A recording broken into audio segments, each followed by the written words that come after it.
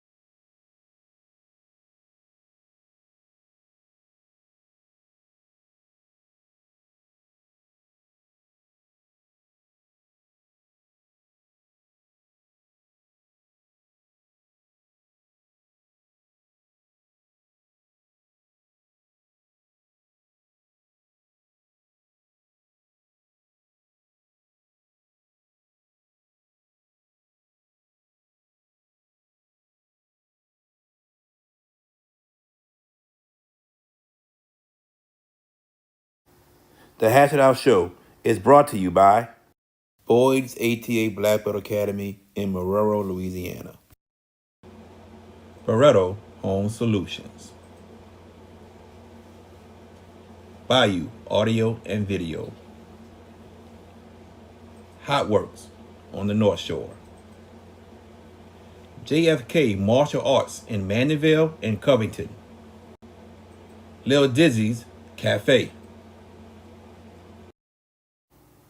Kuman of Gretna. HBP Construction and Consulting.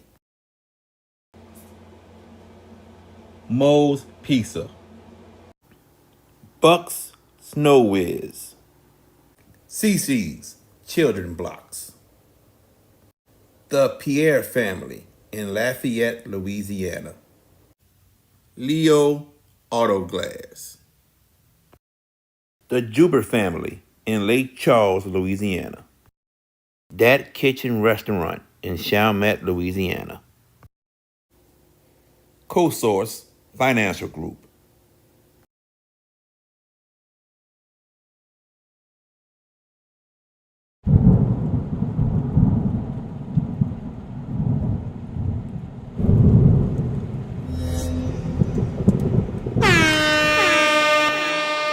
Hands up, hands up, hands up. If you winning and you don't give a fuck about a hater, tell them move, move, move, move. Cause I'm winning, I'm winning, I'm winning. I'm winning, I'm winning, I'm winning. I'm winning, I'm winning, I'm winning. I'm winning, I'm winning, I'm winning.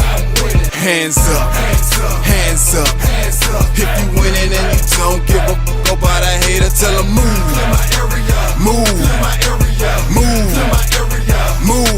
Cause I'm winning, I'm winning, I'm winning. I'm winning, I'm winning, I'm winning. I'm winning, I'm winning, I'm winning. I'm winning, I'm winning, I'm winning.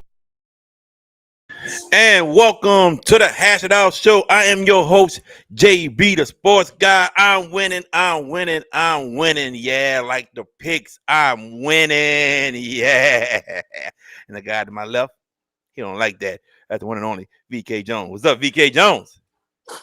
Yeah, you still winning, all right. But we'll see who won. We'll see who won those picks last week. You know what I'm saying? So you still winning overall. I'm gonna give you that. You're still winning overall. But last week, man, we got into a stiff competition. You know what I'm saying? So So you might have had you probably got the victory, maybe not. So that's just all it is.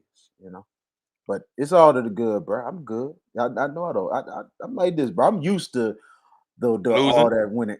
No, I'm not used to lose. I'm used to winning this year. I'm winning. This the most I ever won in the years I've been on this show. So you know what I'm saying. It's tuning up for what's about to come up. So it's all good. Go ahead, do your little rundown, what you always say with the like, share, and everything. Go ahead, man. Of course, of course. Like, tag, share, subscribe to the Hash It Out Show, all social media platforms. We are on X, on Instagram, on Facebook, and on YouTube on GB the Sports Guy, and the home of the Hash It Out Show game of the week. We got two good ones coming up on Thursday and Friday before we get to the playoffs. And we got high school basketball coming up in a couple of weeks, folks. We'll give you the announcement soon of the first couple of games we're going to be broadcasting. Very soon. All right, Mr. VK Jones. You know, we had some games that happened last week, and this thing is going crazy. It Hmm. started on the boot breakdown Sunday. My headset, I don't know what's going on with it, but let's rock and roll. Okay. I gotta find a cord for my other headset. But anyway, let's rock and roll. We're gonna make this work. Um, we went to some games. They had some games. Week 9 was full of action that you could say, Mr. VK Jones. But I want to start off at one game we did go to, and that's Hornville versus Destrehan. The Destrehan Wildcats defeated Hornville 49-28. Mr. VK Jones, your thoughts about that game? Man, there was I'll tell you one thing. It was really a good atmosphere once again. It's great that these two teams go at it, and the competitiveness was there once again. We kept seeing one-sided games for a minute, but the last 2 years, and I mean, thanks to Coach Greg Bourne at Hanville, he has really got his team going against this Hanville team and not making it a type of one-sided game at all. It was close, and the game wound up being a one-score game in the third quarter.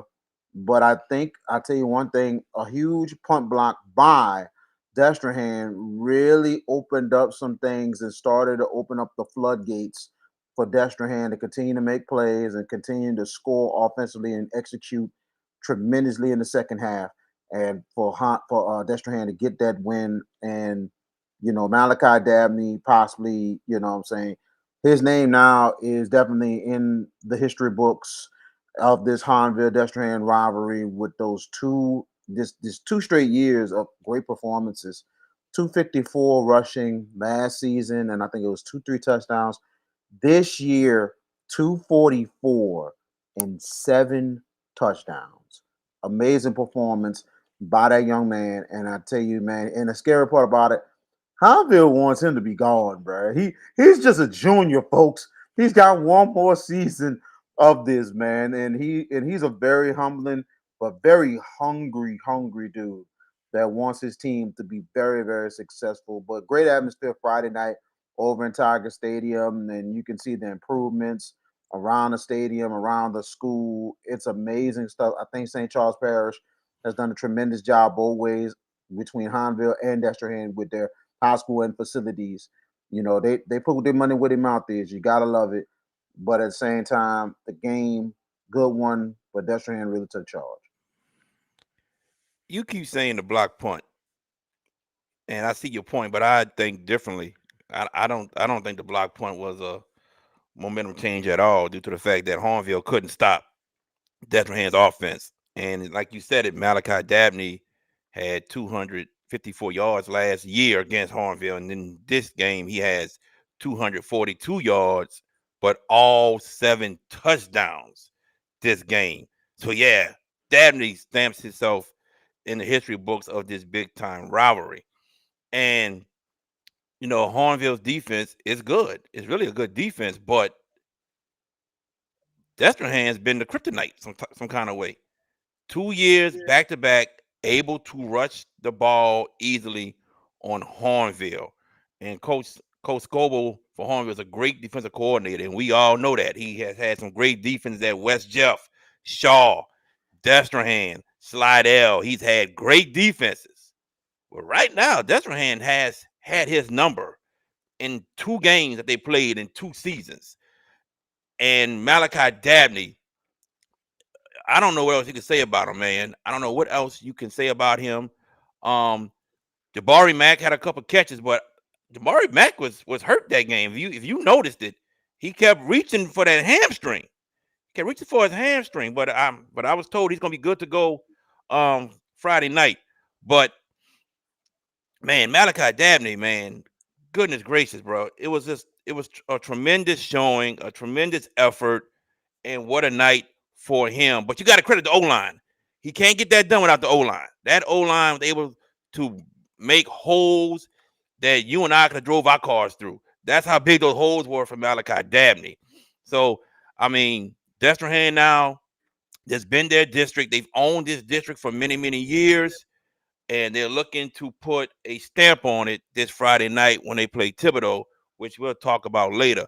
But I think Hornville's a good team. It's a good team. This Destrehan was better that night. Don't don't sleep on Hornville. If any teams out there, I would not sleep on Hornville. That is a good team. Just that Destrehan is better. And like I said before, I think next year is Hornville's turn to finally get that win over Destrehan, VK. Yeah, I definitely agree. I know we have differences. I know you said, and I do agree. Yeah, Hanville, Hanville didn't really stop Yes, them. sir, Mr. Mason. Yes, sir. Definitely, my brother. Definitely. Go ahead, VK. Yeah, and I tell you, if that's Malachi's dad who just commented. No, no, no, Okay, no, no. It's not Malachi's dad. my bad, my Uh-uh. bad, my bad, my bad. But I was just saying we might have a little difference in it. Like definitely agree. Destrehan's run game was just too much. It was too much. The only disagreement we have, I think the reason why I said that Paul Block was key because think about it, Hanville was still down a score. It No, was no, still no. down a I, I, score, I you I know. know why you said it. I know why you say it. I know why. Right. I know why you said it. I But get it. I respect Yeah, what you're saying because the yeah. I fact of just the think matter they is, couldn't stop the run yeah, game, they and I could didn't. Yeah. you couldn't. Yep. You're absolutely right about that. That's the only difference. But you're absolutely right, and that's something that Coach Scoble will work on. Yep. I think the defense up front is young, and I think the fact of the matter is that Destrehan offensive line, that veteran offensive line, really did their thing. Next year might be a difference. We will see. And I think Hanville still will have a good bit coming back, including their quarterback, including their running back. It's gonna be real interesting to see what happens next season up in Destrehan next year when these two go at it. And you just gotta love the talent on both of these, but at the same time, yeah, like I said, Dabney's in the history books, but then the quarterback play was really good on both sides. Landon T. I didn't realize he had wheels on him, man. He had wheels, and that's an extra weapon that Hanville will definitely have and use. So that's going to be big time for them going forward. And but then the quarterback Landry Fields, I mean, very good game. I mean, he didn't have the most spectacular game, but he managed it Who? well. He threw the I mean, quarterback. That's Jackson name Fields. Jackson Fields. Thank you. I'm sorry, Jackson Fields. Um, you could just tell the experience that he has, and he didn't have the most spectacular game, but he did a good job with some good throws and with his legs as well. So very good play from him, and credit that Destrehan defense when they needed it, they made the play. They made the Definitely. plays when it mattered, and credit Marcus Scott and his defense. And they was highly criticized early in the year. What Yeah. we seen, but Yep. we see the improvement so far, especially in that secondary, Yeah. because some people on that sideline that was like kind of, I think there was some Hanville alumni, they couldn't believe it. It was like, how y'all couldn't stop, but nah, that secondary came up big. That defense came up big for Destrehan. I mean, that's a team that is getting better and better each week. They will be a factor in the playoffs. Definitely. We saw that defense at the practice field tours and against St. Augustine in the fall game, and get VK Jones back in here. we saw him against St. Augustine, man, and man, St. Augustine lit them up. So you got to credit Coach Scott because he is the DB coach over there, Yeah. and the coaches for getting them better. All right, let's move on, VK, You to good? the You good? You good? Because I know the connection kind of went out on you for a second. went out on you. It didn't go Oh, out we're on not me. on me. Oh Yeah, goodness. you the one that was gone. Oh God. I brought you back in. You all right? We good. All right. So um the pop heard across the state, VK Jones. Pop Houston, Peyton Pop Houston getting popped at the 1 yard line, fumbling the ball. LCA with the win. Your thoughts? I'll tell you one thing, man. That was a great defensive play. Great defensive play by LCA. I mean, Pop Houston. I mean, might have not had one of the great statistical games, but you can tell the way he played that he's definitely one of the best players in the state, and Without a he's doubt. no joke. He is no joke at all. Now, I mean, he made some huge plays, and he said that he thought that he had it, and he had a lane, but credit those defensive backs. The one thing you do, you play all the way to the whistle blows, and not just that, create a wall that the player don't get in the end zone. That DB got right in front, got a good hit, and the DB right behind him caused the fumble, and all of a sudden he gets the ball in the end zone, touchback. That's it. And I mean, a great combination. Maybe I know JB's gonna make the point that maybe Pop could have slid, and it's a possibility he could have. To be honest, he could have, but I can see he was trying to go for it. But credit LCA, the heart and their determination that they felt like, hey, if you the best player in the state, come prove it, and they stopped him. And I mean, that just showed right then and then. Big shout out to Cheese, dude. You got all the bragging rights right now. To me, LCA probably has one of the to me, to be honest, the best resume going into the playoffs. The best resume going into the playoffs because the wins they have is unbelievable and unreal. I wish I could put them in my top five, but they are really good and they are definitely favorites to win the state championship, and it showed. But I tell you, Evangel's still going to be a dangerous team going into the Division One select playoffs. Yeah, I guess that loss to Shaw hurts Or hurts. That's why LCA. you ain't got me in your top five, huh? The loss to Shaw. That's why. Talking about you talking about LCA? Yeah. Well, that's one of, but at the same time, like There you with go.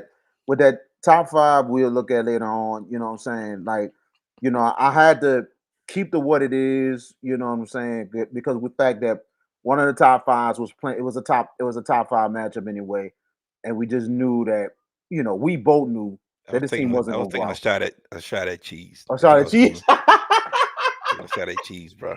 That one loss, and to me, they should be undefeated. But I give Shaw the credit because that's criminal. You causing a good LCA team and you force 6 turnovers. That's criminal what they did. Seven. I'm sorry. Seven. I know you had to correct me. But I know it was one of them. But regardless of the fact, multiple turnovers in one game. I mean, you can't really do that. But they improved since that loss. Big time. So, that's that's why I had to give them props, man. Scared I of mean, car. There you go, D boy. Played them 2 years in a we row. would Ain't scared. cheese. I You love you, know what D dude. boy doing, Hey, bro. You D-boy, ain't yeah, got. of course. Of course. Hey, hey, I'm gonna say this, cheese. I'm like, you know, hey, I appreciate you. I got number of respect for you, but let's don't get cool the heels. Turlins is really good. Cool the heels. All What right. they did, what they did on Friday, bro, and we'll talk Uh, about it later. That was freaking amazing, bro. I think it would be a great ball game against y'all guys between LCA and Turlins. I would not. I know you that confident because that's your school. Let me But get in here. Let but me it's get in saying, here go right ahead, go ahead, quick. go ahead, go ahead. Let Hit me me. get in here. My bad. All right. So yeah, I think Pops to the slid. I really think so. I think Pop saw it. I got to make this play. Hero mindset. Mhm. They had 3 timeouts, bro. So did LCA. They both had 3 timeouts. Pop slides, they gotta call their timeouts now. They gotta call a timeout there, gotta call it after the first down play and after the second down play. It'd They're been first right and goal, there. right? What? It'd been first and goal. It been first and goal. Yep. It been Okay. first and goal. Okay. That's why I say I think Pops to the slid. But he went in for the win. And I mean, I get it. You right there. I'm going for the win. But I'm still thinking, like, if I see defender coming and I got the first down, knowing where the first down is, I can go ahead and slide. We just need a field goal. And we're right there. Get in the middle of the field and have them kick it up the uprights. That's just how I felt about it. I understand what Pop did, but I think he should have slid. And I think we talking a different ball game, cheese. If that happens. But you gotta credit. Now hold on, cheese. I never had Rumble in my top 5. Hold on, not me. Ain't no y'all. I never had Rumble in my top 5. Maybe VK or George did, but I never had Rumble in my top 5. I don't recall if I had Rummel in top 5. It might have been 1 week. I don't know. I gotta go back. I gotta go back and look at my past top 5s. I might have had Rummel on there maybe 1 week. I never had Central. Now, I know they did. I never had Central. We had Central. You and George did. Not I me. I had Central. I did, and I got burned. I don't know. So. Evangel. I gotta go back and look. I don't remember, but I gotta go back and look. I didn't have Evangel. All right. Gotcha. I'm being a Monday morning quarterback. I mean, I don't know. You say I am, I guess. The Monday morning QB. It's Tuesday now. Oh man, yes indeed. Gotta love you. Yes indeed. Keep there chatting it go my boy right there. Go my boy right there. Yes indeed. All right, VK. Let's go to another game, bro. Yes, sir. Credit LCA's defense for making a play. Yes. A game we called. Shaw Bell Chase. Go ahead, bro. What you guys say about Shaw Bell Chase?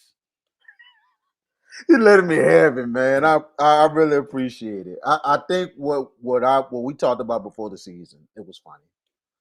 And we're not gonna say any further what was said. I had a premonition, and I really thought it could happen. JB was like, I kind of disagree with that. But it went the opposite way that it did. But a lot of credit going to Bell Chase.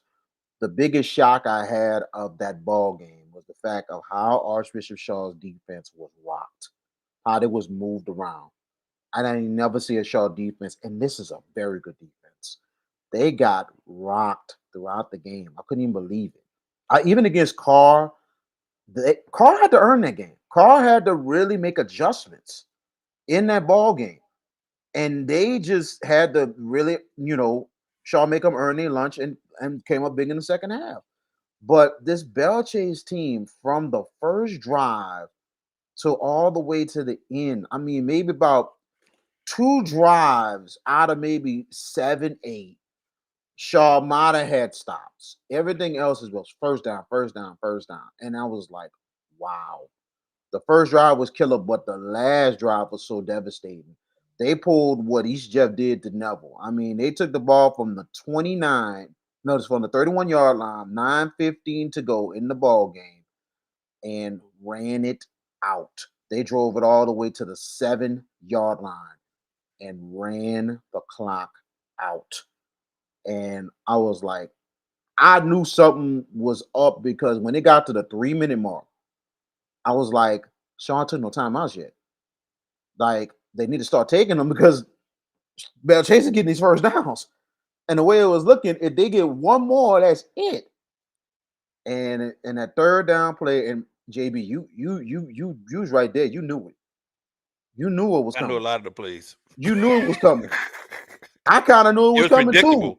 Because the way it looked, I was like, and the thing about it is, the biggest thing is this: you're not stopping it. And the thing is, Shaw could have made the adjustments to stop it. And that's what happened. When you don't stop it, you keep it going. Like we did the Thomas Jefferson game. That one particular play. If that one particular play worked, you just keep doing it until they stop you. And that's what happened. And big time players make big time plays, big time games, especially Amari Ambrose, who had over 160-something yards and a touchdown. He was the catalyst, him and Dylan Carter. I mean, I think this offensive line is really coming together for Bell Chase, an experienced one. This is a team that's going to really cause some problems. And the win that they got, now they are number 3 in the power rankings.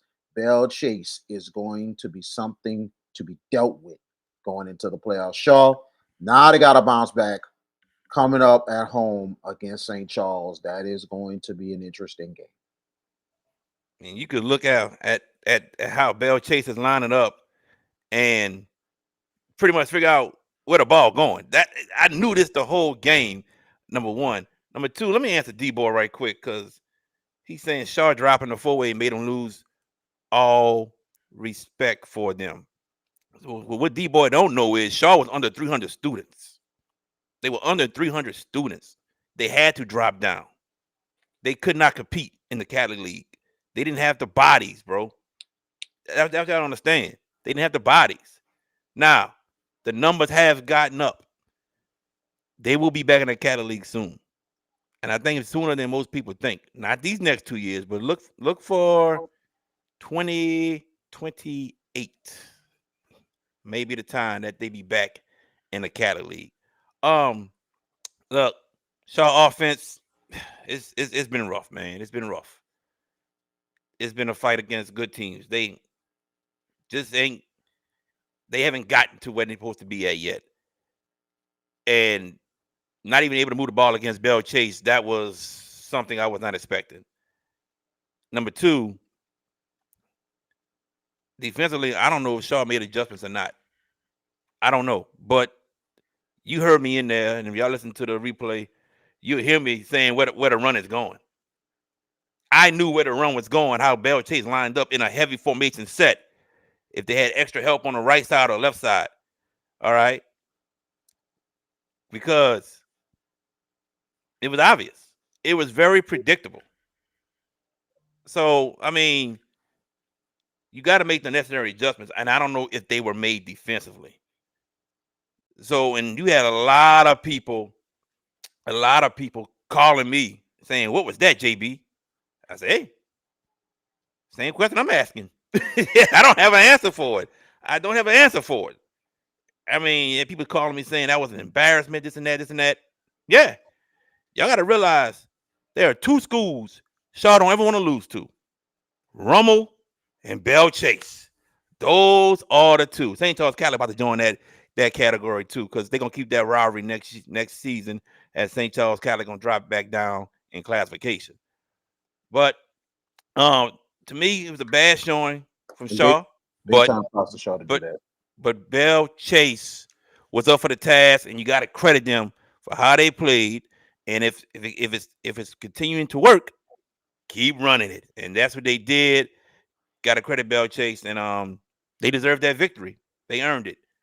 All right, VK, let's go to another game. Yes, sir. That was also on a Thursday night. Yeah. Thibodaux, Terrebonne, man. What you got to say? Man, big time ups going to Thibodaux. I mean, Terrebonne was in the ball game. I mean, the quarterback from Terrebonne, he played pretty good. Quincy Adams got hurt, was a huge key in the game. But for Terrebonne, they're running that I would say Thibodaux, they're running back. I mean, he was unbelievable. I mean, unbelievable what he did in that game. I mean, he was basically Quincy Adams. Just took the game over, put the team on his back. And this Thibodaux team is starting to become more dangerous by the week. Getting more dangerous by the week. So it's going to be interesting to see what they do in the playoffs. It's going to be interesting what they do Friday. Because now they're in the position to win the district championship. For Lowell Narcisse, in his second season ever as a head coach. Remember, he was at Ascension Catholic last year. In 1 year, and they had 1 loss on the season. They got to the quarters. This is a good coach here. And I was really shocked that he left that program in 1 year. But we understand why he takes the Thibodaux job. And look what Thibodaux is now in year 1. Amazing. One loss of the season, definitely candidate for coach of the year. And it's amazing what they're doing, and we're going to see what happens Friday if they put up a fight or possibly pull off the upset. They're pulling this off and win the district title. Oh my goodness! I'm telling you now, I don't know how long Coach Narcisse will stay at Thibodeau. I hope he stays for a while because there are chirpings that might go to another program. But I hope not. I hope he can stay there for a while and build this culture that he has gotten right now. Because looking at the highlights of that game itself, Thibodeau was jumping. Like we seen something a little bit when we went to the scrimmage, and the atmosphere wasn't bad. You know what I'm saying? It was straight. We know it was gonna take. But looking at that game, I'm like, what they put in place. I think the work of the well Narcisse and also athletic director Tony Clark, who's the basketball coach at Thibodeau, making that football stadium looking like the jungle over in the basketball gym. And it is crazy the atmosphere, what it sounds like now, more than anything else. You just gotta love what Thibodeau is doing, and I love what Lowell Narcisse is doing with this program, and especially now going forward. This district, it is not just gonna get better for Thibodeau, but this district is about to get really, really real. We know Hanville's probably back in the fold.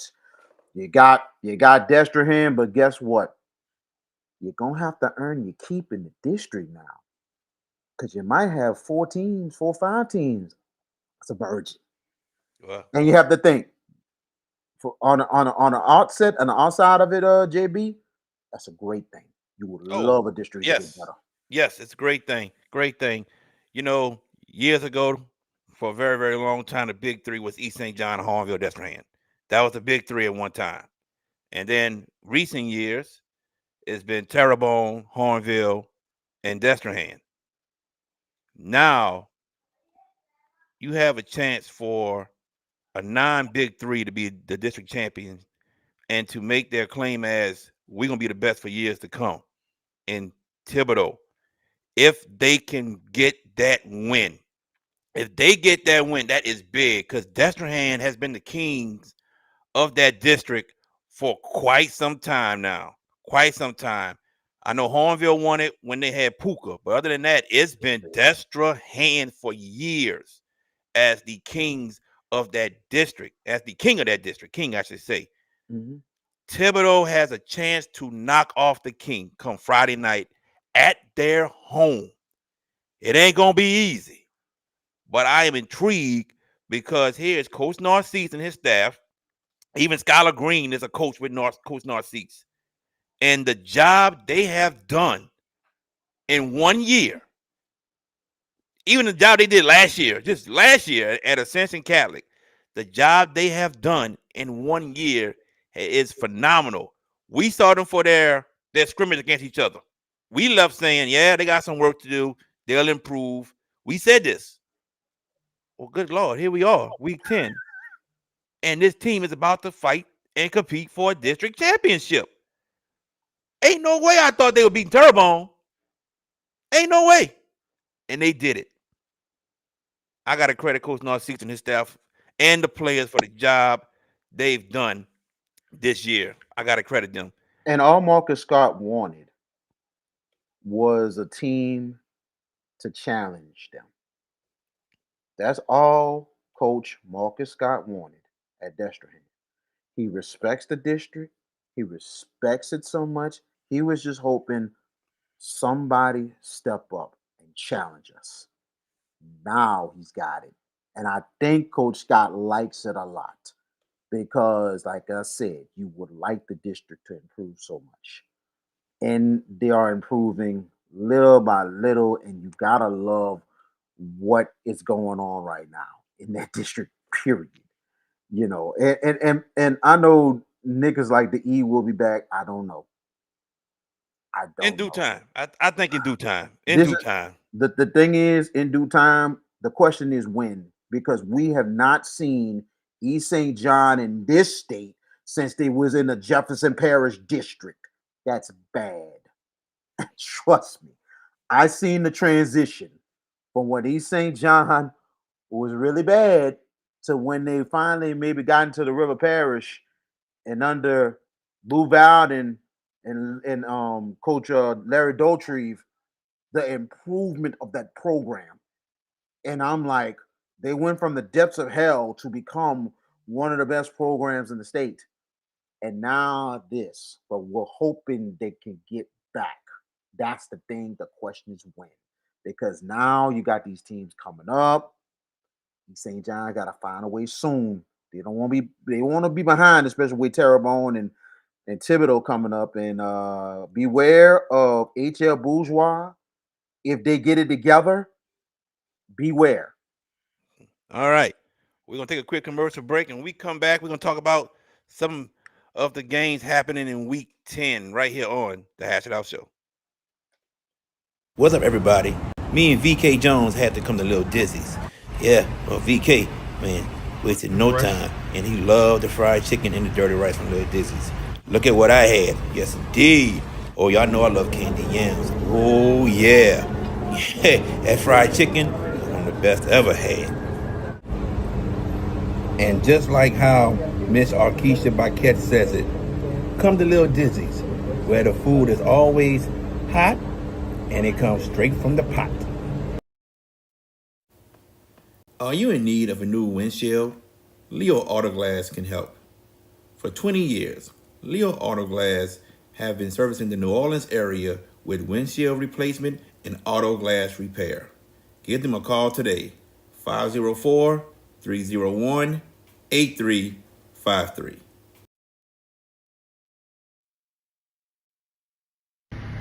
Hey y'all, this is Jen Hale from Fox Sports. You're watching the Hash It Out Show with JB the Sports Guy, VK Jones, and George Peppis.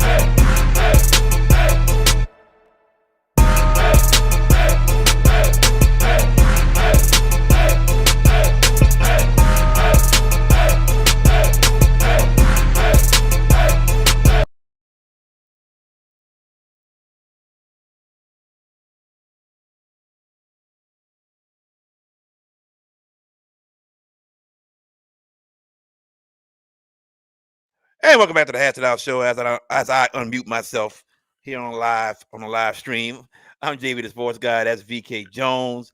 The Hash It Out Show games of the week. Thursday night, it is Thomas Jefferson versus Fisher Gators. Pregame 6:15, kickoff at 6:30. We are proud to be doing this game. Many of y'all do not know what Fisher High School has gone through with their facilities being burned down, them having to move to a different campus, other schools donating equipment for them to use for practice, having to use a middle school practice field. It's been a lot for the Fisher Gators, and we are proud to do this game for them as it is their senior night on Thursday night. So we are happy to do this game for them.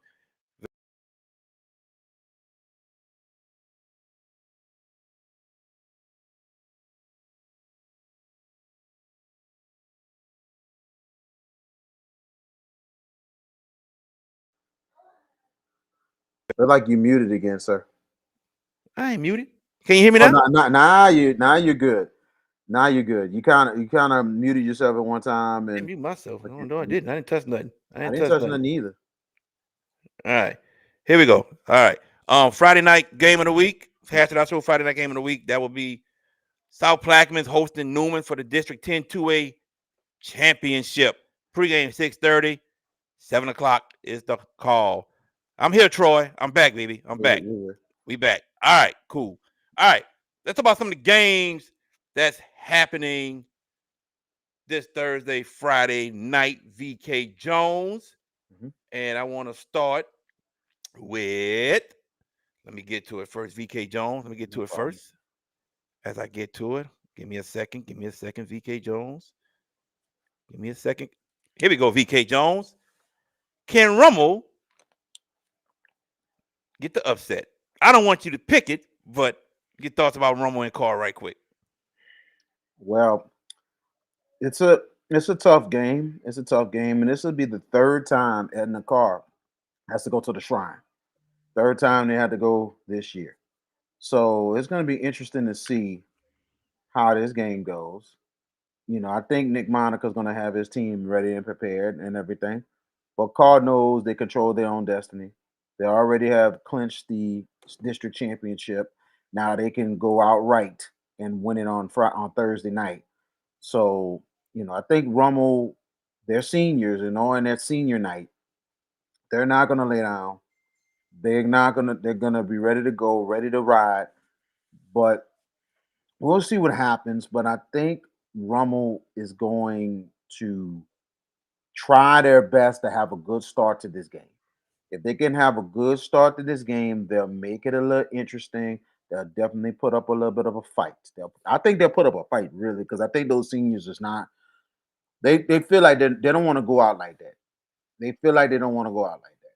So they want to go out swinging. They want to go out putting it up, doing what they can to win this game Friday and pull this big upset off. But we'll see. It just depends on how Rummel comes out and starts this game. That is going to be important, especially for any team going against Edna Carr. Definitely. Definitely, I do agree with you. It's going to be a tough task for Rummel to get this upset, but it's why we play the game. Anything is possible, but Edna Carr just rolling on all cylinders right now, and we'll see what happens. We'll see what happens. JB says, not JB, D-Boy says 60-14. Rummel going to put up a fight. Can't see them winning. Ooh. Only Carr can beat themselves. Yes, indeed. So go another game right quick, VK. Landry has a chance to get a share of the district championship if they beat John F. Kennedy. Your thoughts on Landry versus John F. Kennedy, which the game has been moved to Joe Brown Stadium.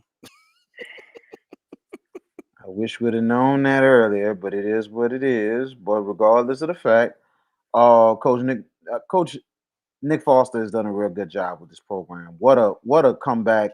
Second year in a row. I mean, they played a really, really tough schedule. And I think I don't know if this is the second year of the contract or not, but regardless of the fact, it's district. No, I'm talking about how their non-district was this year. Because I'm not. Oh, okay, I got you. Yeah. If it was second year, well, you can't do anything about it. There'll be a brand new schedule next year. But regardless of the fact, it's preparing them for district, and they really competed.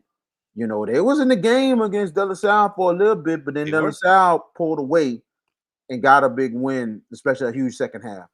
But I think Landry's going to really come in there and put up a fight against Kennedy. I think Kennedy should not look ahead to the playoffs. They know they got to win this last one to win it outright. So, they already clinched the share, but now they got to defeat Landry to win it outright. So this is a big chance for Landry to strike, and if they get it, three-way tie for the district championship.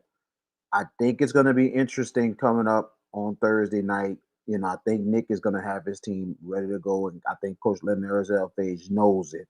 And I think he's really putting a line his team this week and saying, hey, buckle up. Buckle up. This team is coming to play. This team is coming to fight. We better be ready for 4 quarters football. JFK and 35 did not play at all unless they played in a jamboree. Jamboree, okay. Jamboree. I'm going to say this, VK. Let me ask you this question. And Coach Fronta say the schedules change after the school year. Thank you, Coach. Let me ask you this question right quick, VK. Who's number 24 in the Division II Select Power Rankings? Who's number 24 in the Division? Which one? Select. Division II Select? Yeah, Is it Landry? sure is. They holding on to that last spot. You know Landry about to come out. They about to come out and give it everything they got. Everything they got to hold on to that spot to get a shot to make the playoffs. You know it. They about to be swinging. I think this can be closer than what people expect. I really do. I think Landry's coming out fighting. Kennedy looking to move up with a win maybe and be the outright district champion. I think it's gonna be a tough ball game between these two teams. I really think so. And remember, last year's matchup was close. It was. Last year's It matchup was was. close. I mean, And we said Landry was getting better due to how close they played them. and Kennedy had to pull away in the fourth quarter to win. Yeah. So trust me, and this was an Algiers. So even with the road trip, I really think this is going to be close. I would not be surprised this goes down to the last possession because of how knowing these two teams are playoff implications, playoff and district implications are on the line in this game. Yes, sir. I think it's gonna come down to the last possession. It could. It could. I got one for you. Zachary versus Catholic at Memorial Stadium. Catholic with a chance to close it out. A chance to close out and win the district. Zachary, this is a bounce back game for them. I was really surprised. And that's the first time they've lost. I think this has been a long time since they lost 2 home games this season. It's been a long time since that happened. They usually maybe lose 1, but 2 in 1 year.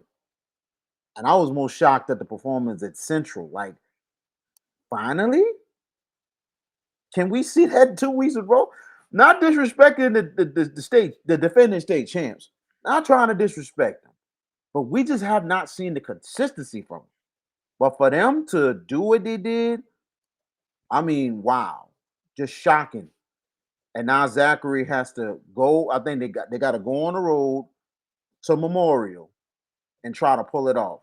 It's going to be a competitive game. It's going to be a close ball game and everything else. But we'll see what happens. But the pressure is going to be on Zachary to at least get a good seeding into the playoffs and everything else. Because I think Zachary now has 2 losses in the district. For Catholic, they're undefeated in district. So they basically has clinched a share. And, they can still win the district title regardless of the fact. All right. Todd says the LHSAA needs to change seeding. Teams that win districts to host a home playoff game. I like the power rankings how they are. That's just me. But I do wish the teams that win district would get that extra point added to the power rankings. I wish they would bring that back. I wish they would, because I think teams that win district needs to be rewarded in some type of way. And that would help maybe a team on the outside looking in. They win district, get that extra point, then they make the playoffs. I'm not saying that every team that wins the district should host a home playoff game. I'm not on that bandwagon. But if that extra point helps them make the playoffs, I'm with that, giving the district champions that extra point back. Even though they took that away, they don't do that no more. I think that was a devastating move there, because the fact now it makes the power rankings a lot more tougher now. Yeah. Not the fact that it does. There's no extra point going to the district champ. So no reward. Your schedule's got to be the schedule. The schedule's got to be good. Sometimes the power rankings can be flawed. Yes, a little bit, because some of these schedules, and they still kind of lowball some of these schools. It'd be like, wait a minute now.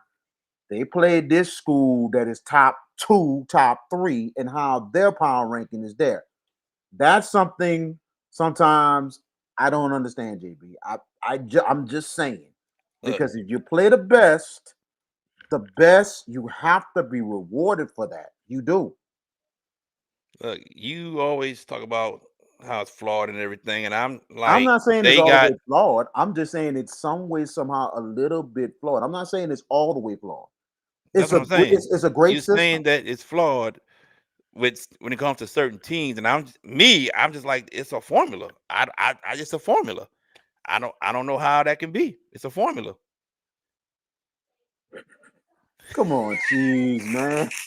It's a formula. I, cheese. I'm just telling it. Look, cheese. Let me tell you. I could talk about Cheese power punching rankings the all on. formula too. I know, but cheese. Let me tell you. I always said the power rankings formula is the best formula in any sport in any state. It's a great formula. But sometimes I'm sorry when I see a team that's actually, and it is the same formula, but I see every year there's one team who's maybe in the top four, top five, that's a really good team, and then beating a team that is probably number three, number two, or number one, and they don't get the boost. I find kind of a problem with that. Just saying, dude. Just saying. All right, let's move on. Thibodeau, Destrehan, Friday night. Um, Thibodeau got to bring their best. They got to bring Yeah. their best, and their best got to be better than last week. They got to be rolling all cylinders. Defensively, they got to stop the run, got to stop the passing game with Jabari Mack and Jackson Fields. They got to be creative on offense. That's it for Thibodeau right there, VK. Yes. What you said was a mouthful. What you said is a mouthful. Absolutely. Destrehan has got to be Destrehan. They got to be their best selves. That's what they got to do. But also, they have to set the tone. They have to set the tone for for themselves to try to win this thing. They control their own destiny more than anything else. The thing you don't want to do, you don't want them to come and punch you in the mouth from jump. You don't want them to do that. You do that, you're going to have to get up. But Destrehan does have the experience of taking a shot and getting right back up and fight. Yeah. So they have that experience. But they just got to continue laying it on them, laying it thick, and putting it away. That's the big advantage they do have is experience because Thibodeau has not been in this position Right. since the 90s. Right. It's been a long time since Thibodeau has been in his position since the Dennis Lorio days. I mean, a long time coming. Yeah, you can tell I'm old when I said Dennis Lorio, the last coach to lead Thibodeau to a state championship. So I tell you, the experience does go to Destrehan. They just gotta be themselves, but just don't let Thibodeau start to gain any confidence. They make plays, gain confidence. It could become a snowball effect. So Destrehan just got to be their best selves. All right. Ty says Slidell versus North Shore. Cheese may know the answer to this. She should know. He might know is if Slidell wins, are they the district champions? I don't know. I haven't been able to check that part yet, but um he may know. But I think this is Slidell's to lose. That's just my opinion against North Shore. Slidell's to lose. Slidell needs to come out firing and get this job done. Get it done. And I think you already clinched with a spot. You're 22 right now. I think you're already in. Just get you another win and definitely be in for sure, VK. I agree. I agree. Slidell, shocking win. Shocking win at Chalmette. Chalmette had the chance to close it out and win the district, but it didn't. Now Slidell have their chance now to win the district championship and to solidify a playoff spot. So it is definitely all on them. They control their own destiny. North Shore, right on the cut line. They're right on the cut line. So hey, we'll see what happens. It's going to be crazy, crazy. And Salmon is going to be a good game. I mean, Salmon and I Ty don't. says Ty says Slidell needs Salmon to no. He says Slidell needs Chalmette to beat Salmon. Because I ain't gonna lie, I think Salmon. I'm wondering if they're undefeated in the district or not. I'm Well, wondering. Chiefs, this is what Chiefs says. If Slidell wins, they should be district champs since Salmon lost to North Shore. Mm. That means Salmon has one loss in the district.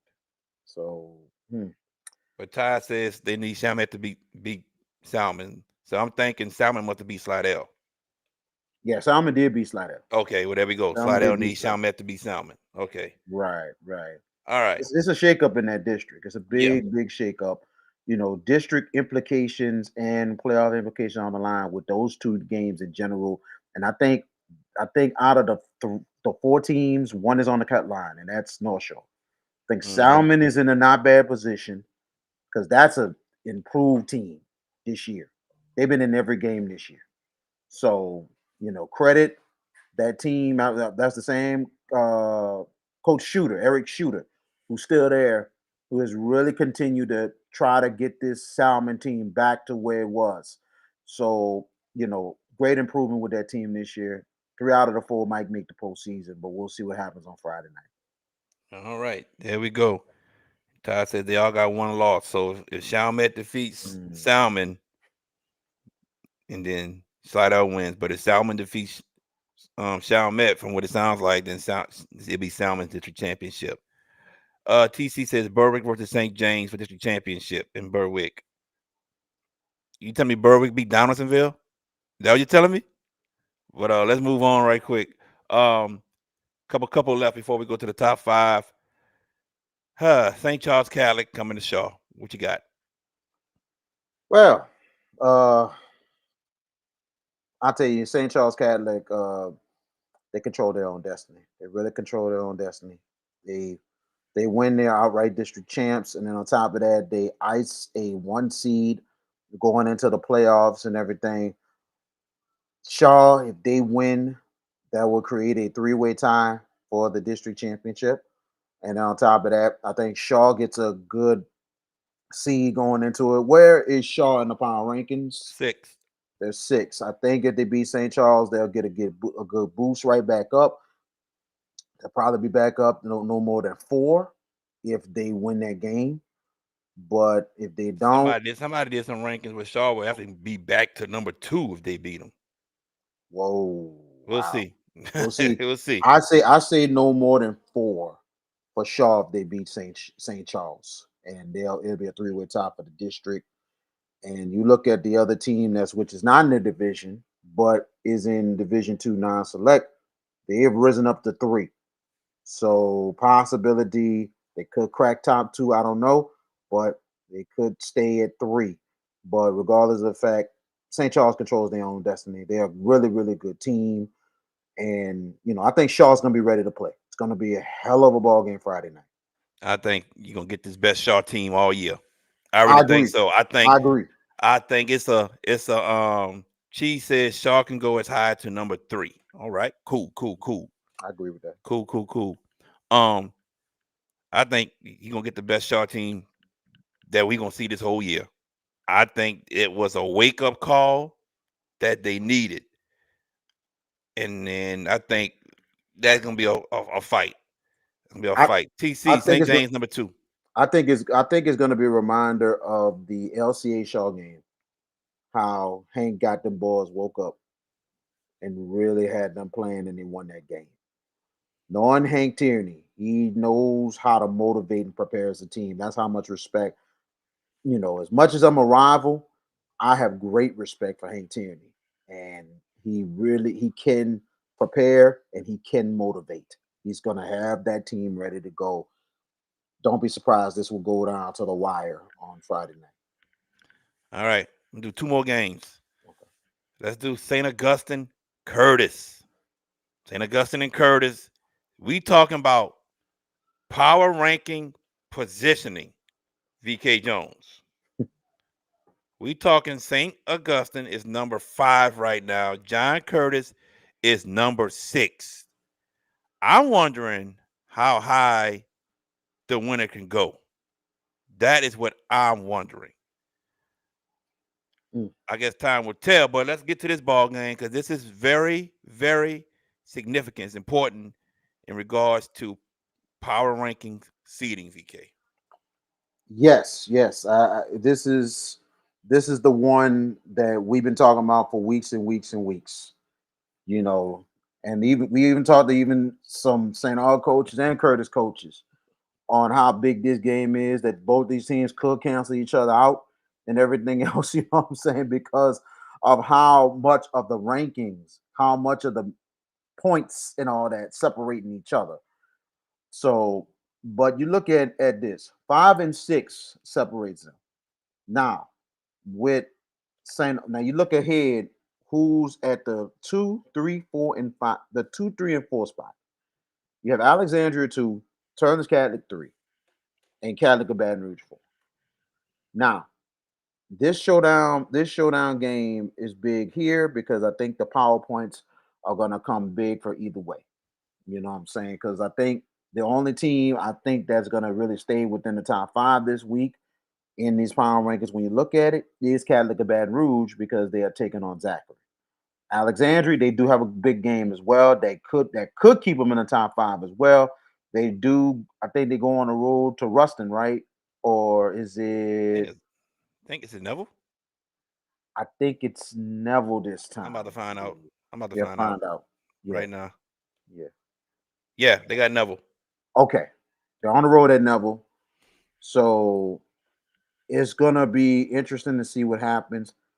I think if Curtis wins, I think the winner of this game, to be honest with you, the winner of this game could get the number 3 spot. I think the winner of this game could get the number 3 spot.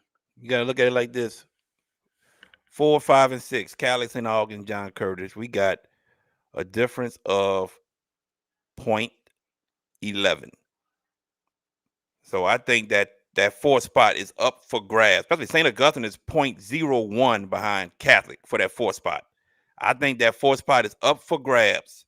It is up for grabs, and ain't no telling who may get this. Man, I think my boy Cheese have a better idea with it. He probably do, but I really think when you look at this, I think 4-3. To be honest, I say 3 because of the fact of the matter is you look at Turlins.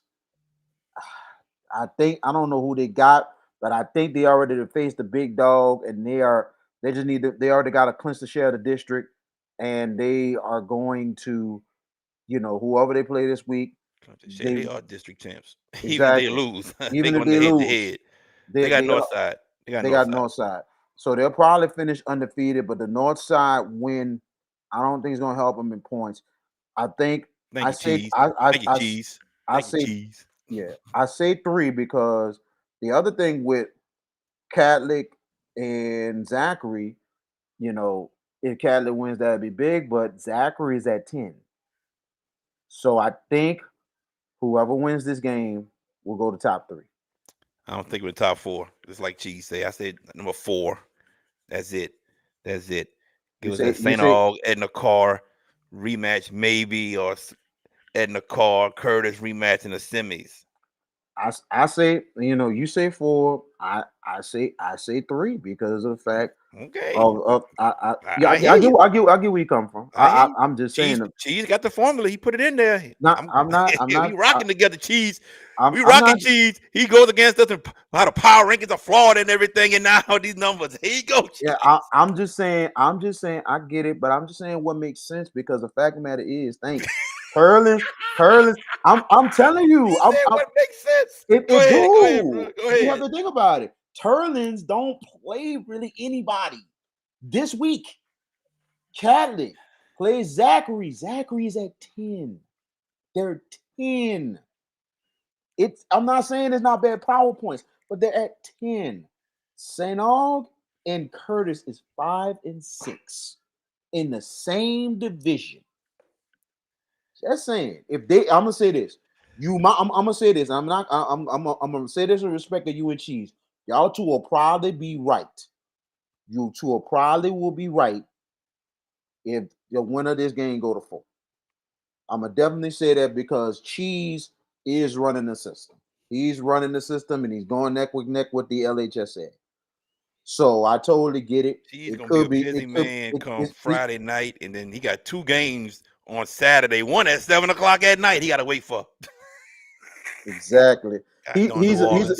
he's a good man, a smart man, and I'm definitely gonna say I wouldn't be surprised. Y'all two will be right, but I'm being bold. I'm saying 3 because of fact I'm just looking at what the matchups and how it looks numbers wise.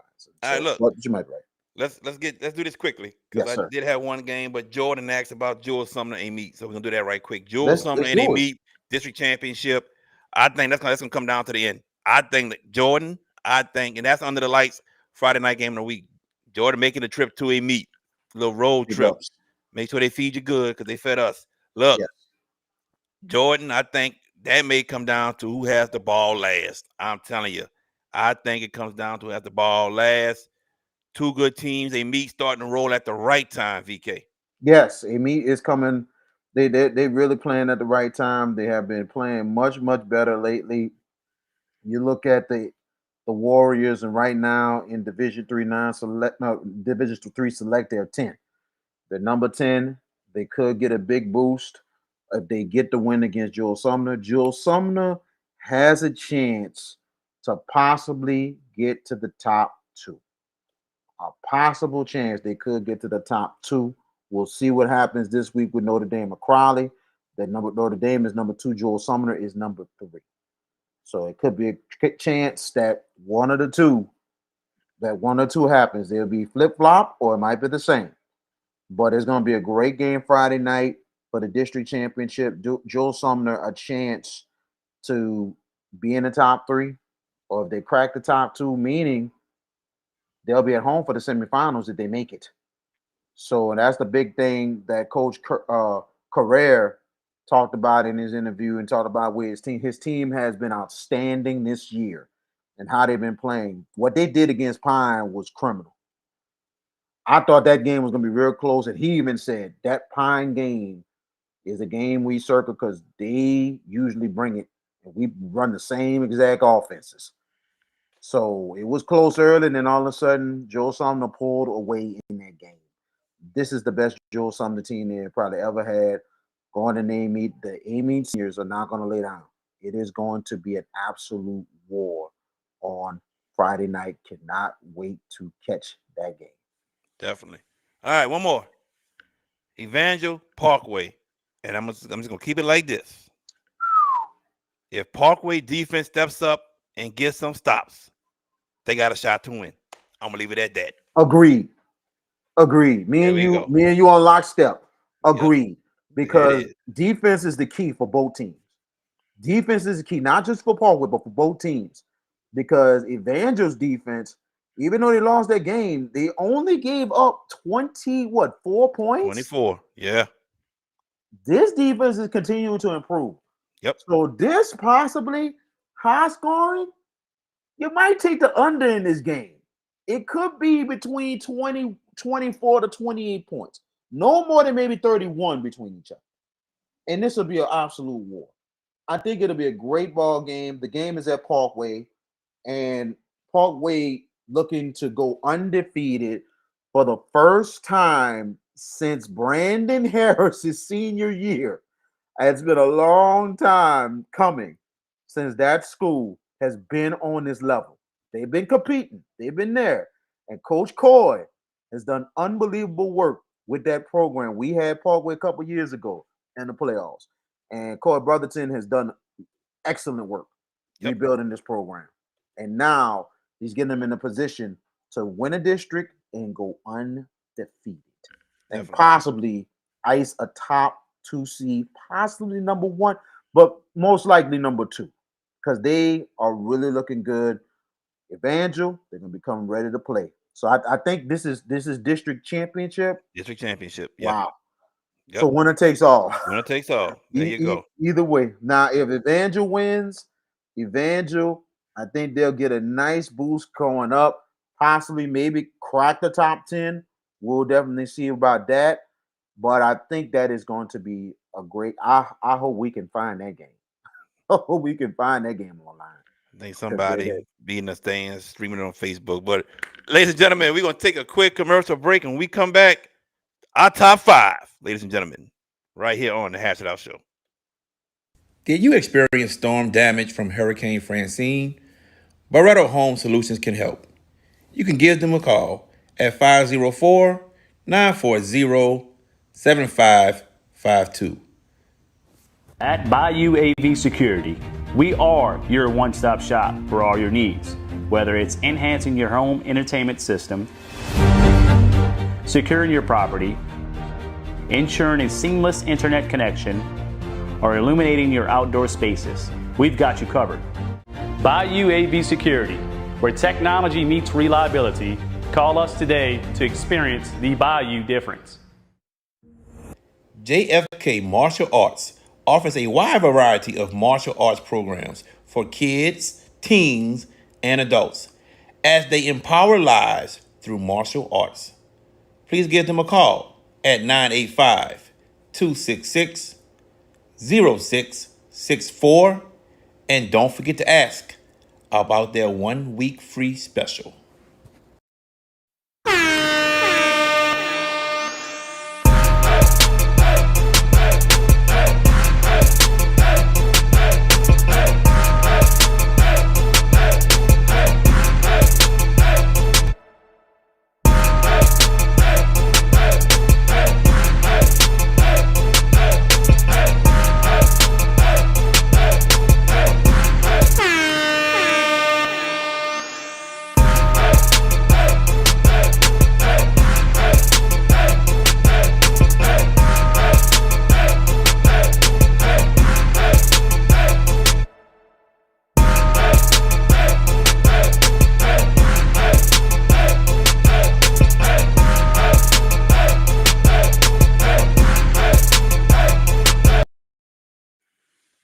And welcome back to the Hash It Out Show. I'm your host, JB, the sports guy.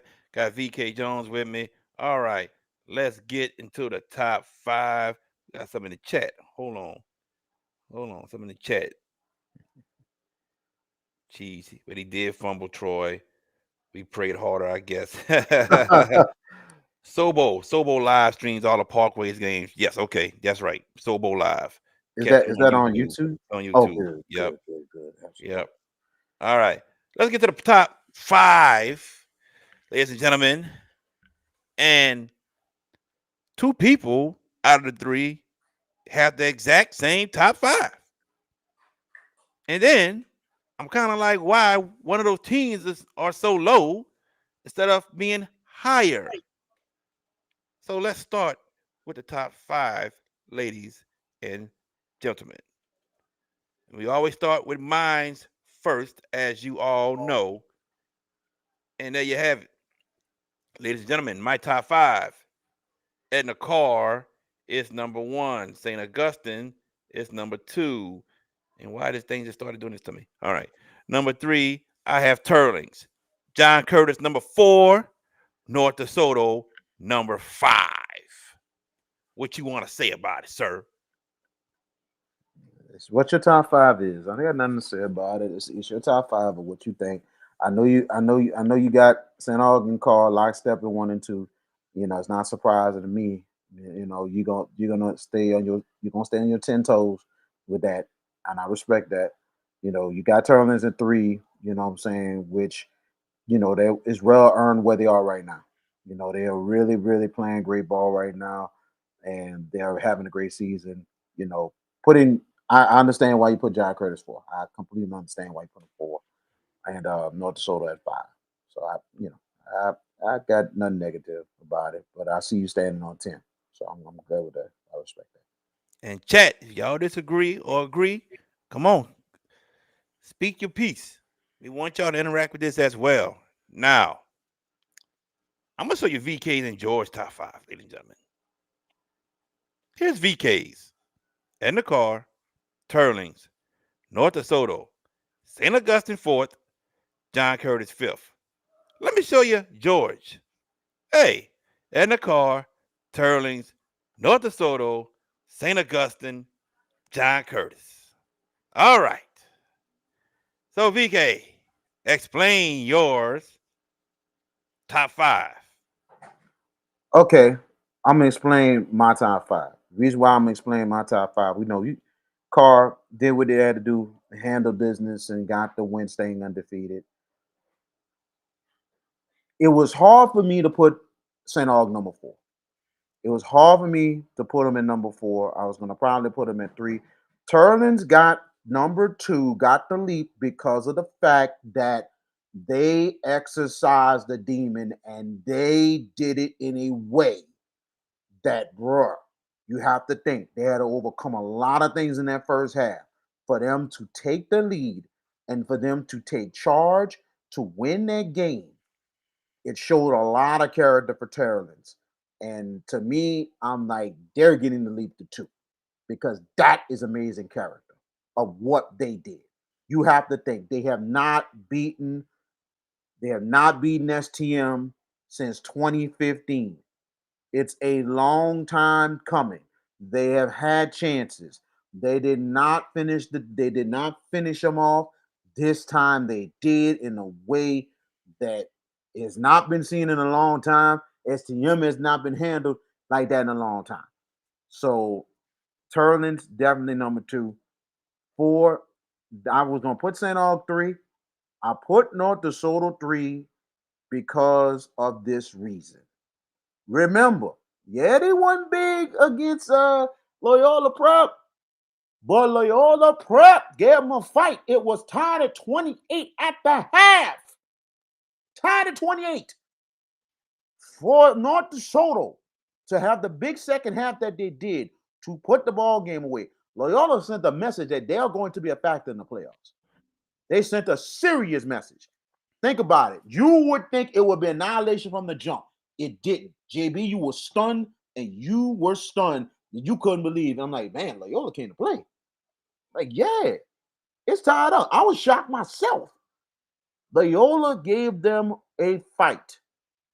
And North DeSoto had to get right back up, get up and handle business, and knock them down to win. That's why they're number 3. St. Aug 4. You're 4. welcome, Tasha. I'm keeping it real. 4. Let me tell you something right now. I get it. St. Aug is 4 for one reason. They did not play like the number 2 team in the nation, the number 2 team in the state. They did no 2 not. team in the nation. Oh, make no mistake, Lord Jesus. Look, they did not play like they're number 2. They did not. They kind of took Holy Cross lightly. Holy Cross came to play. Holy Cross could not hold on to the lead. They had chances in that ball game. St. Aug had to earn their stripes to win that game. No knocking Holy Cross. But St. Aug is definitely a better team, and they did not show it. All had to wind up putting them away in the fourth quarter to win by 1 score. They did not play up to their potential.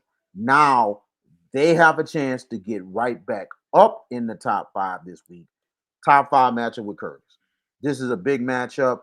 This is definitely going to be something here. Somebody's going to get a big leap this week coming up because of the fact of who turns who North DeSoto plays.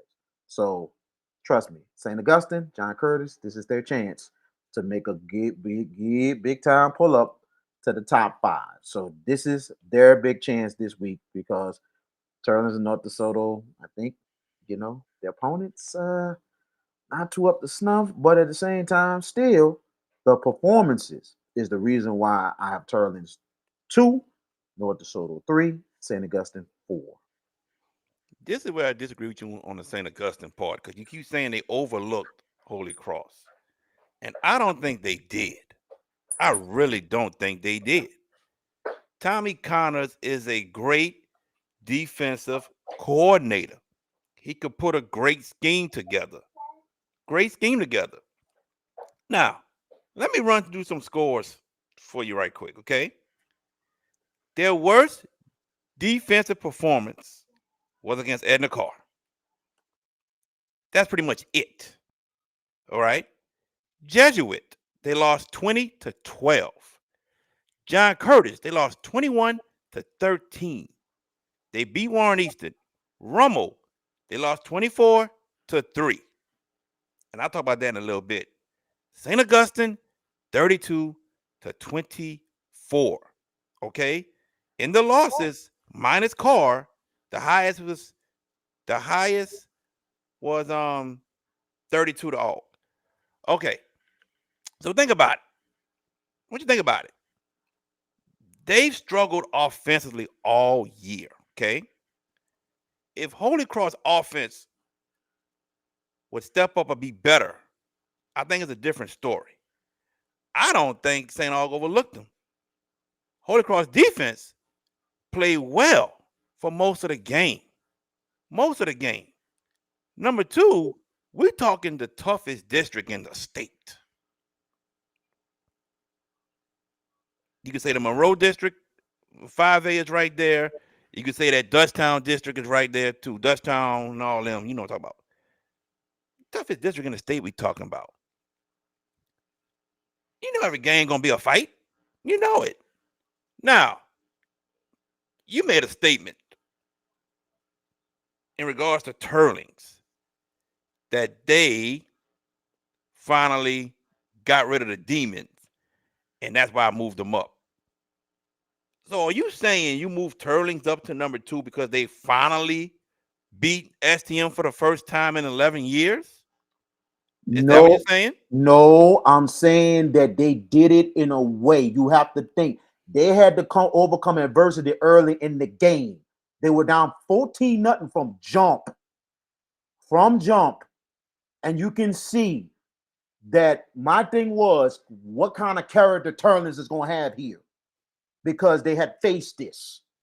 Can they get up? Can they overcome? And they did it. That's what I'm talking about. When you're down 14 and you score, 34, 38 unanswered, that's unbelievable. That's what I mean. When teams, and you see that sometimes, it could be a close game, it could be a blowout, or it can start off bad. That, oh, shoot, this is about to happen again. Oh, shoot, this is about to happen again. But when seniors step up and they feel like, hey, let's put this behind it. We ain't gonna have it. Let's keep playing. Let's go. Once they start scoring, once they get it together, and once they started creating turnovers, Turlings got it. We're talking about character. This is almost like what St. Aug did to Rummel. The character of that team stepped up and handled their business to get the win. I like performances. I like to see character. And I did that fairly to put St. Aug at number 2 after that. I have to be fair to another team like that. I have to be fair. Okay, so what about St. Aug's character against Holy Cross? They outscored them 18-7 in the second half. What about their character? No. Here's the thing. What's the thing? What's the thing? No. Listen. I get what you're saying about Holy Cross, but how many games Holy Cross won? We understand. We understand the offense is not there. We understand. But if the defense you have to win some of those games. You have to win them. You have defense on the field the whole time, mostly though. I understand, but you still have to find a way to win. Okay, and so your defense on the field the whole time. Don't you get tired? Like I told you, your offense just 3 and out. Listen, what you saying? I'm not saying you're wrong. My friend. I'm saying like this: St. Aug is a better team. If they would have won, a better team, so they should be above them. Man, look, let me tell you something. If St. Aug would have won by more than 7, I'm talking about, we're not just talking about the deficit. They won by 8. Yeah, but it's more than 7. That's more than 7. You're funny. But look, man, I'm talking about, it ain't just about the deficit of victory, but we looked at uncharacteristic things in that ball game. Give credit to Holy Cross. They made a lot of big plays in that game. They stepped up. They really took a good team to the limit. They really did, but it just didn't finish the job. But the thing is, St. Aug, they had an opportunity to put the game away, and they made uncharacteristic errors that we ain't see all year. Hardly. We ain't see that since Carr. So for all to continue to step up and play, it was just a step back more than anything else. They still won the game. They still had to survive. But at the same time, there's some things that St. Aug right then and there, and Coach Raul Valdez knows, we got to fix this. But because we're going against a team that's going to take advantage of our mistakes, might take the lead, and we might not get it back. So that's the thing that Aug has to wake up and realize more than anything else. against a team against Holy Cross, when you had opportunities to put it away and you didn't. You got to do that, and you got to continue to have that climb to be a team that could be a factor in the playoffs. But sometimes you have some games like this, and it does happen. It happened to St. Aug this week. It happens to a lot of teams this season, but it happened to Aug this week. Aug knows they had opportunities to put it away, and they didn't, but they had to wind up winning it at the end. So my thing is with Turlins. Turlins was behind the 8 ball, overcome adversity, and in the second half, close the door. Did something they have not done since 2015, and 2 years ago had STM dead, up what, more than 2 scores with 3 minutes, and blew that game at home. Come on, that right there we were seeing this week was character. Let me ask you a question right quick. Here you go. Who gave St. Aug their toughest test this season so far? Who gave St. Aug their toughest test this season? The toughest test. I'm definitely say in the card. I'm definitely say Holy Cross. I give Holy Cross their credit. They gave them something. They really did. Edna Carr gave them their toughest test. Who gave Turlings their toughest test? Notre Dame of Crowley. Notre Dame of Crowley. Which is the number 2 power ranking seed team. Now. Hold on. You ain't about to knock me.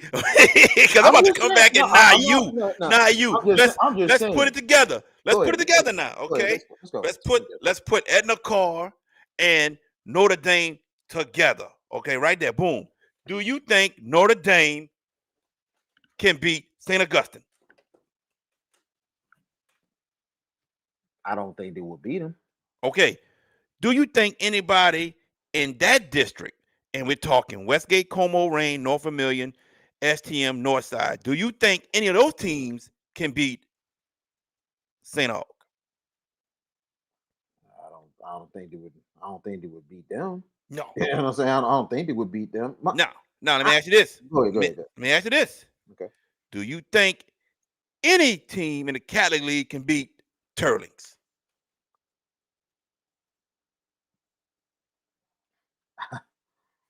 Well, I ain't gonna lie. You know, Turlings is a tough team. We're not gonna disrespect them. Turlings has been a long time. It's been a long time coming for that program. Answer the question. Man. Can any team in the Catholic League beat Turlings? Answer the question now. Don't run from it. Don't run from it. I'm not running from it. I think Turlings a beat. I think possibly they could beat Holy Cross. I think they could beat Brother Martin. I think they could beat maybe Judgment. Close games. Very close games. You know what I'm saying? I'm not going to it ain't like Turlings ain't play nobody, bro. I'm not saying that. I'm just asking a question. I know that's a question, but that's my answer. My thing is, look, there are programs that are unbeaten and got 1 loss, and some ain't hardly played anybody. Now, I ain't gonna lie. Loyola Prep, that was one of them teams. But they answered our question last week. Tremendously answered our question. Yeah, they lost big, but that was all the points in the second half.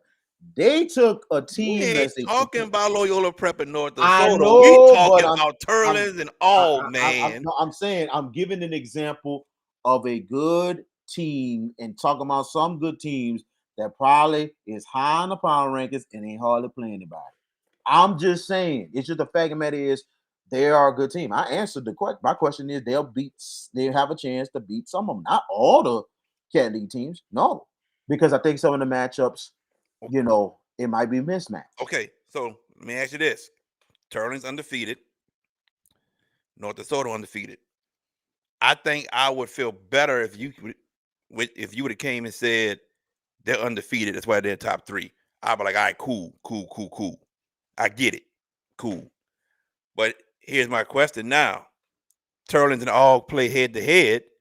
Who you got winning? Like right now, 8-1 Aug, 9-0 Turlings. Who you got winning? right now? I would give it a St. Aug. But we always say go head to head. But why can I get what you're talking about? But why can we reward performance? We got to reward performance. We cannot always just go upon who could be whoever. That's one good thing. That's one factor. Another factor is performance. Sometimes teams are not going to be the best each week. That's why, you go by the formula you go with, and you go with it your way. Okay. And I respect how you go with it. I go with it my way. I go upon it by the top 25 college football way. I don't care what anybody said. It's about performance. VK mad, y'all. VK I'm not mad. I'm just saying. I'm just saying. I just go upon not just the fact who's the best team, but who performs well too. Because the thing is, you might go against a team that's not all that, but you stumble, you'll win, but you stumble. But another team goes against a good team in a showdown game and they show up, they got to get rewarded. I'm sorry. Just like I put St. Aug at number 2 after Romo, that was a character win after everything that they overcome. The same. Did you drop St. Aug out the top 5 when they lost the car? I think I kept St. Aug in top 5. I kept him top 5. Yeah. I never put him out top 5. See, yo, VK Jones got mad because I asked some questions regarding his top 5. But look, y'all, I asked him to ask me if he had a question. He ain't asked me. So, all right, I ain't got to explain nothing on my end, but that's why I asked him. Okay? There's some disagreements in it. Nothing to get mad about. Disagree with mine, we can debate it. That's what we here. Hash it out show, baby. I'm gonna ask you this. Yeah, let's go. I'm gonna ask you this. I'm ready. All right. You ready? No. All right. Let me ask you this. I want the show. Oh God, you gonna put the show factor in this. You funny. Nah, let's go. You're funny. All right. Now, with Turlins and North DeSoto undefeated on the season, after all they would overcome last week, especially Turlins with what they faced, you know what I'm saying? Do you think the highest they go is 3? And what makes you keep St. Aug? Mines? Yeah, what makes you keep St. Aug at 2 instead of just now? I understand why you probably kept North DeSoto at 5. I can see why. Instead of putting Turlins at 2, what made you kept St. Aug at 2? After what Turlins had to overcome and how they really came out like straight diamonds Friday. Because number 1, St. Aug was in the Cali League. Number 2, St. Aug was down. They showed character and came back in the toughest district that there is in the state. That's it, pretty much. Turlins played a team that they hadn't beaten them in a good while. I moved them up to number 3. But also comparing the two, I just don't think they're a better team than St. Aug. So that's why St. Aug is number 2. Turlings is 3. Oh, we lost VK? We lost VK. VK. The football guys have talked. And they're saying, get him out of here. I think somebody's Temu internet is it's hitting you, huh? Kind of trying to break in and all that. We're not having that. I got AT&T, man. We can't have all that yes, going on indeed. with that. but I'm just saying, like to be honest, looking at it, like I know you give credit to Holy Cross and they've been in every game. What you saying about Holy Cross schedule is legit. It's real legit, and I respect you for that. My big question is that St. Aug team better than Holy Cross, and shouldn't they prove that they're a little better? They're better. They're better. I just think Tommy Connors has had a good game plan for everyone. It's just that he went against Carr, and Carr is just a different beast. But everybody else, he's had a good game plan. Their defense has played well. They just haven't got enough help on the offensive end. That's just it. And I think maybe they finally played their best game against St. Augustine, finally, and it still wasn't enough. I mean, they held that high power offense at 32 points. 32 points. I get it. I totally get it. I think, and no disrespect to Tommy Connors, I think he's a really good defensive coordinator. Yeah. He's very, very much proven. I was really surprised on how the game turned out, but then looking at some of the plays, like, yeah, it was some uncharacteristic stuff we seen from St. Aug that we didn't hardly see all year. We didn't see some of the uncharacteristic stuff since Carr. So that was just surprising to me. And that's the only thing about it. No disrespect to that, and I understand how Cheese feel about Turlings. It's like they're not the best team in the Acadian because I know he's riding for his school. I got you, dude. I think you have to look at it. It's good that Turlings get a program win like that in the year that they're having. It's the fact that but I ain't gonna lie, I get where Cheese coming from too because the fact he's seen this movie.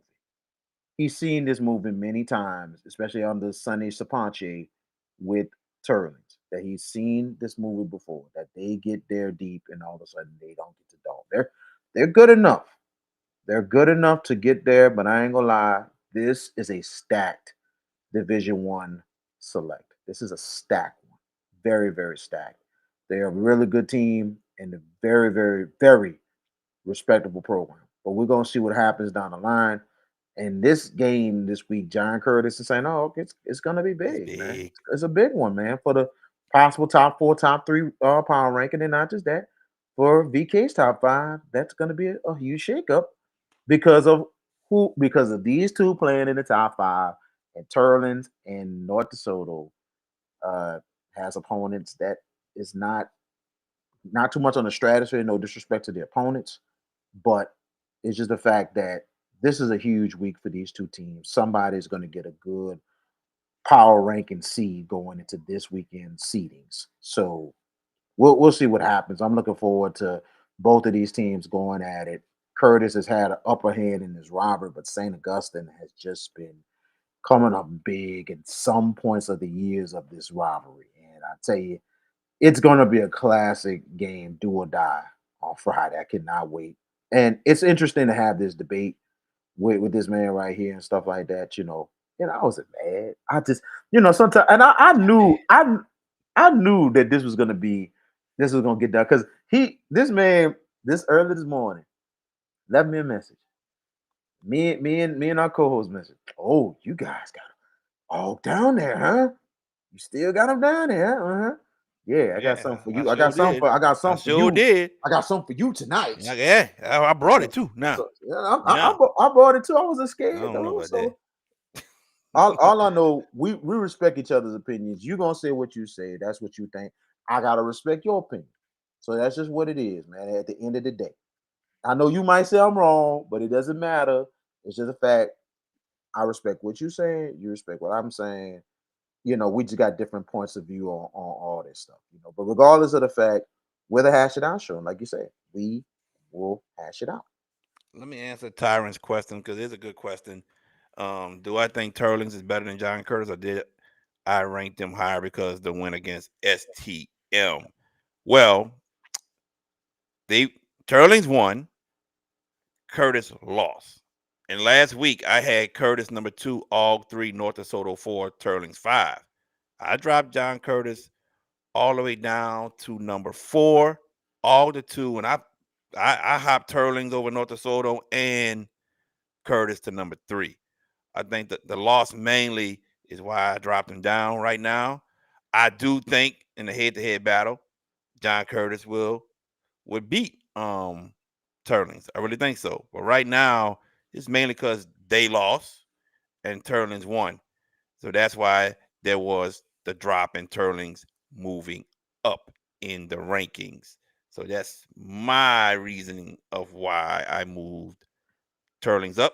I pretty much said the same. Curtis down. To me, still North DeSoto over Loyola Prep. That's why I dropped them to where they are, to 5th, because I just think still Loyola Prep, They lost by 14. They was in there, cool. But I think that's still a team, North DeSoto, in my opinion, should have dominated. That's just me. That I understand it, but you know, it's hard for you to give a team credit, man. I mean, I gave them a lot of credit on the boot breakdown. What you talking about? I just gave them credit. They was in there. I just still think I know if they you was play shocked. 9 more times, North DeSoto No, wins big. now what you're saying, what you're saying is right. I do agree with that. It's just a fact. Sometimes that happens. It does happen. I'm in the same boat with JB. I say the same thing. You know, it's because Turlins won and Curtis lost, and I think Curtis would beat Turlins in an interesting 4-quarter game. I think Curtis always have the tools to some way somehow get it done. Despite Turlins is really having a great year. And I mean, they're in an upper echelon. They have not been in a while, but on top of that, you look at it, they're in a time that this could be their chance, but I don't know. This is a stacked division this year. It's stacked. Yes, indeed. And ladies and gentlemen, oh, I got some in the chat. Hold on. Here we go.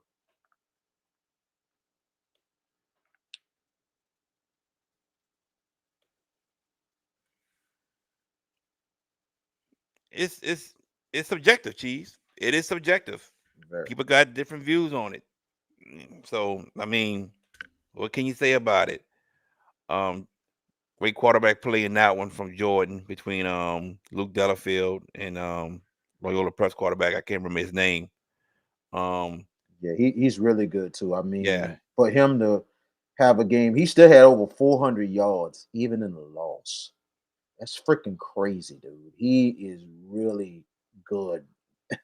We have some good quarterbacks this year, period, in the state of Louisiana. It's crazy what we got this year, man. So you just gotta love it. But I thank all the supporters, all the comments tonight. You know what I'm saying? But this is what me and JB do, man. This is what all of us do, man. This is why we call it a Hash It Out Show. We talk about the state of Louisiana and we have our different views of it.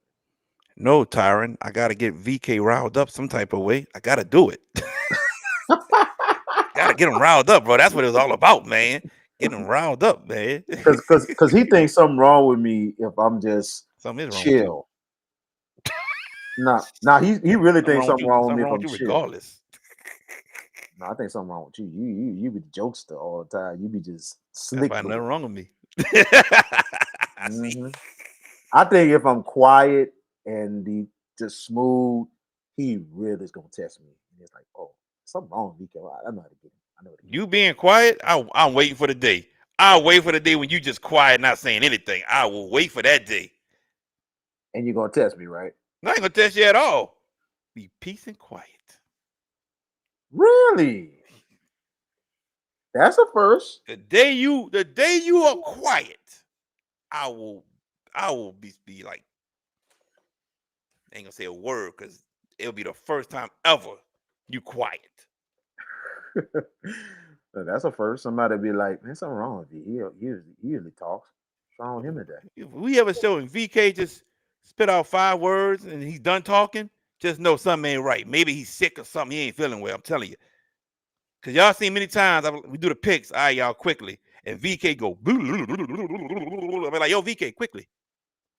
That's what I'm talking about right there. Am I getting better with that, though? I'm at least getting better with being quickly. No. Oh, come on, man. Last couple of weeks, you know I've been on it. No. Not even with the guest picker. I was quick this time. With Freddie King? Yes. After I told you. No, I told you. I was quick the whole time. You talking about? No, you wasn't. Go back and look. Go back and look. It might have been twice. Might have been twice. I'm not gonna say it the whole time. Austin. It's not in his DNA to be quiet. It's not, bro. It's not, bro. It's not. But anyway, everybody, we got to end this show, ladies and gentlemen. We are back tomorrow, same time, 7:20. We're gonna have Ulysses Fronta. He's gonna join us, and Chris Singleton is gonna join us. They're gonna break down Terrebonne and Destrehan with us tomorrow night at the same time. They're gonna break it down because I really think it's a big time matchup, and I think it's big for Thibodeau to be back in this position. So Tomorrow night, make sure you all come back. Chris Singleton and Coach Ulysses Fronta tomorrow night.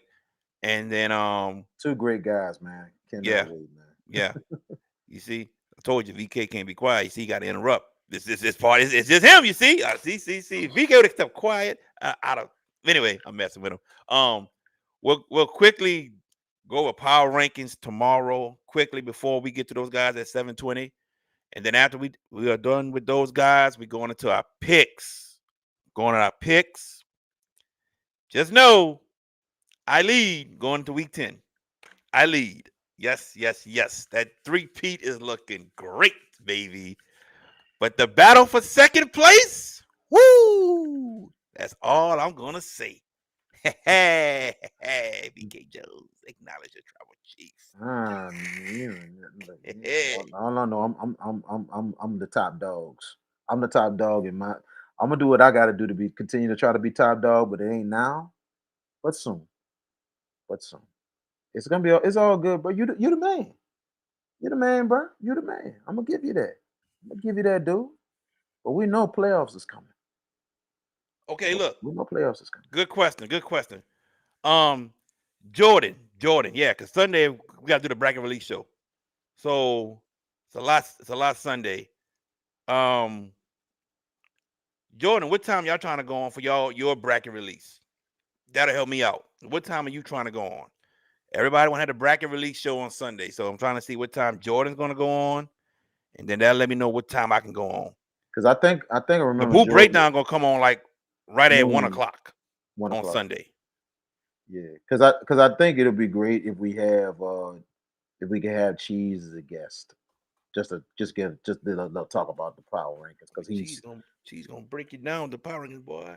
I'm like this. I'm fine, bro. I respect his intelligence. I want the guy. But I'm talking about it'll be virtual.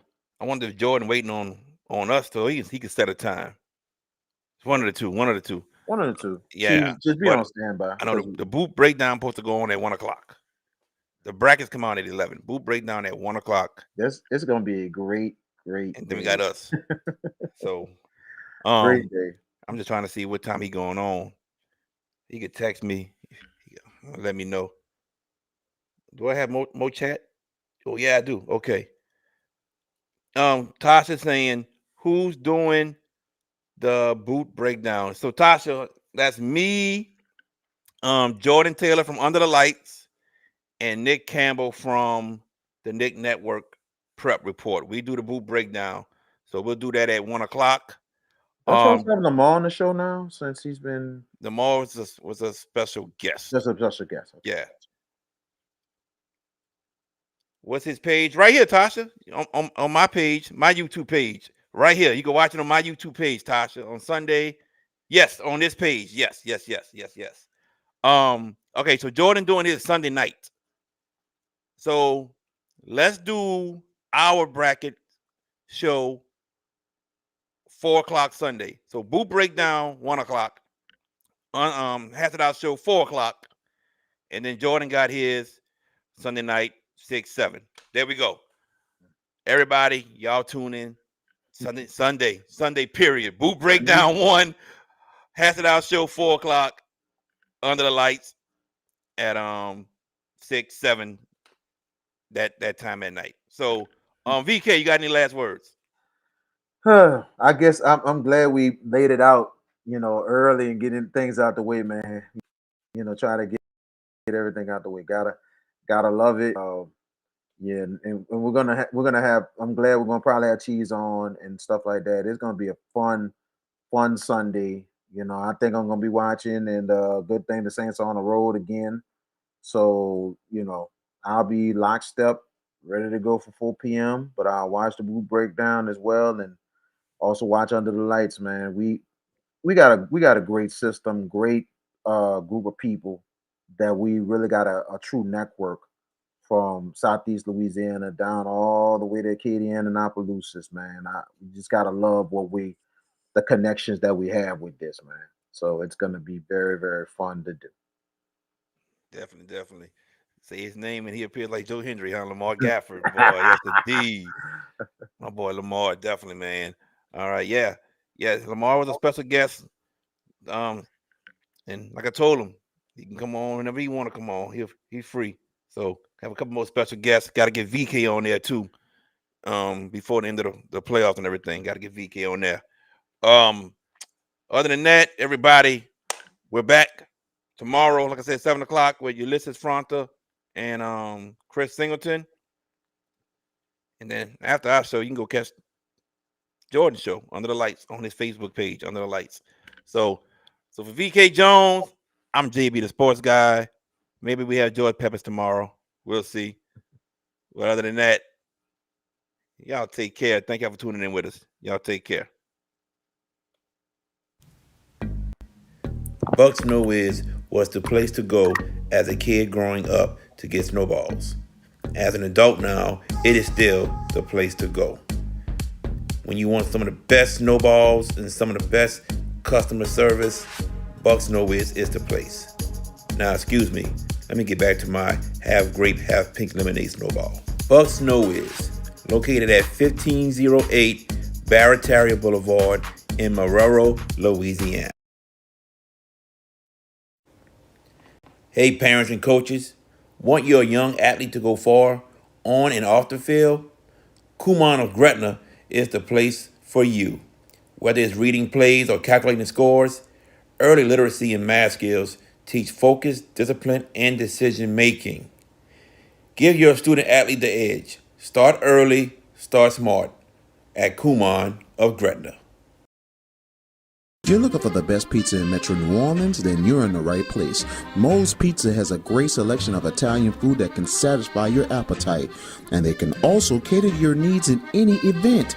Give them a call at 504-341-9650 or log on to www.moespizzanola.com, located at 1112 Avenue H in West Wego, Louisiana. Moe's Pizza, Italians do it better. If you ever need help with 401k services, fiduciary services, or executive benefits, then Jeremy Callaghan of CoSource Financial Group is the guy to see.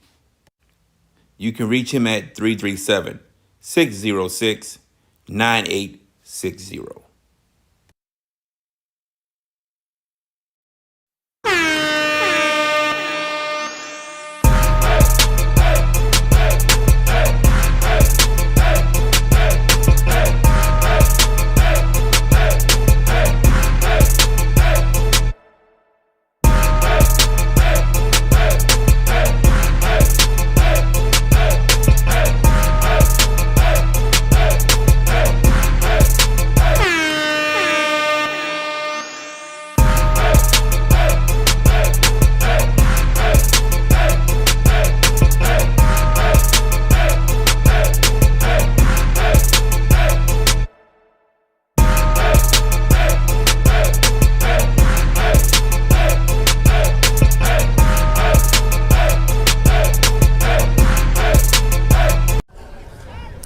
Thank you for watching the Hash It Out show. Please like, subscribe, and comment. Thank you.